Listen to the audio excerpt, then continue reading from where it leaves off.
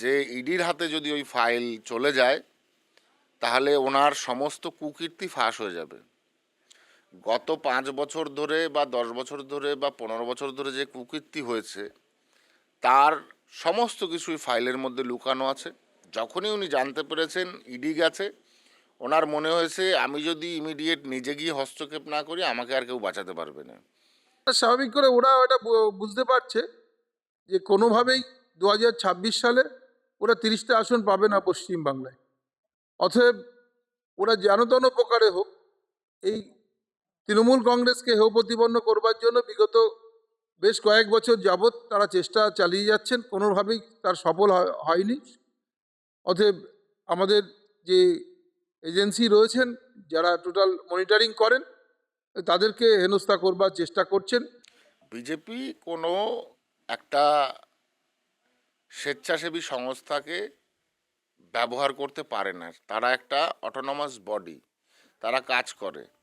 তো সেখানে মমতা বন্দ্যোপাধ্যায়ের মনে এত ভয় কিসের? ইডি চেক করুক ওর ভিতরে কি আছে, চেক করে ফেরত দিয়ে দেবে যদি কিছু না থাকে।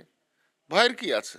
এতে করে তৃণমূল কংগ্রেসের কিছু হবে না, কারণ তৃণমূল কংগ্রেস জানে যে 34 বছরে বামফ্রন্টকে কিভাবে আমরা সরিয়েছিলাম, যে আমরা ক্ষমতায় এসেছি, বাংলার মানুষ উন্নয়ন পেয়েছে, আইনের শাসন পেয়েছেন, মমতা বন্দ্যোপাধ্যায় অভিষেক বন্দ্যোপাধ্যায়ের পরে আস্থা রয়েছেন।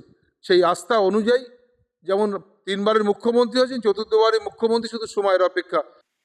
গত 5 বছর ধরে এই কোথায় মৃত ভোটার, কোথায় ডাবল ভোটার, কোথায় রোহিঙ্গা, কোথায় বাংলাদেশি মুসলমান ভোট দিয়েছে সেইগুলোরই ওর ভিতরে ডকুমেন্টস আছে।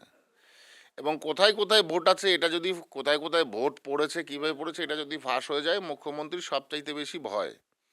কারণ এগুলো তো করে এসছেন। এত ভোট পাওয়া অভিষেক বন্দ্যোপাধ্যায় 7 লাখ ভোটে যেতে, ন্যাচারাল ভোট হোক ও কয় লাখ ভোটে যেতে, সেটা আমরা দেখবো আগামীতে। এই ইডি সিবিআই লাগিয়ে তৃণমূল কংগ্রেসকে কোনোভাবে দমিয়ে রাখা যাবে না।